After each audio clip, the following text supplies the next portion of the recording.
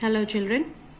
So today I am here again with the new chapter, that is chapter number 3, Tools of Word Processor. We are starting with new chapter. Till now we have completed 2 chapters. Now again we will start a new chapter, that is chapter number 3, Tools of Word Processor. You all know about Word? Yes or no? Yes, because we have studied about Word, and in the last class also you have studied about Word. Now in this lesson we will be studying about editing of a document, using undo and redo command, checking spelling and grammar, describing the purpose of using thesaurus, formatting a document, changing line spacing and paragraph spacing, using a printer for printing a print preview. So these are the key concepts given through which we will be studying one by one in this chapter from Word. So Microsoft Word processing software. Microsoft Word is a word processing software. It is used to create documents such as letters, notes, poems, stories and projects easily in a computer. Now why is Microsoft Word used? It is used to create a document like letter, notes, poems, stories and projects easily on a computer. Now here Microsoft Word gives you the detailed study about these things. You can write a letter, you can write your notes like question answers and all, you can write any poem of your own or from the book, you can write stories also, you can make projects also from the word processor. So this is a very important software for us. There are many other popular word processing programs such as Word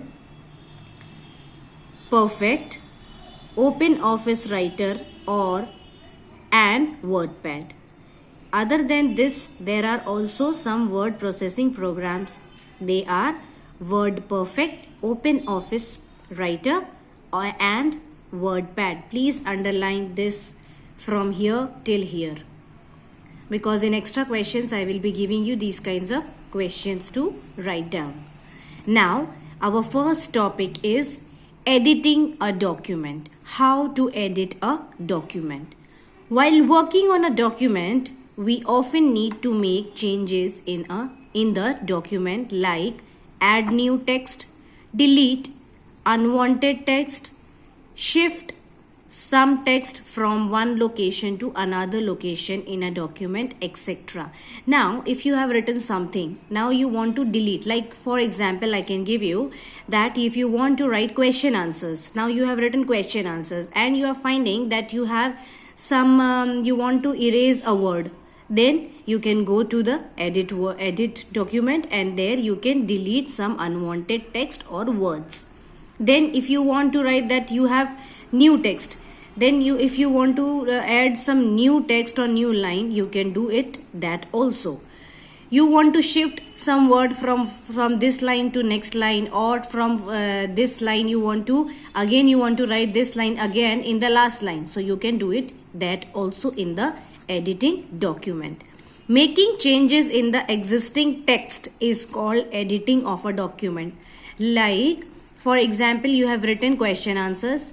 Now after writing, you have saved it, and then on the next day you came to know you have made some errors. So that errors can be edited through this editing of a document.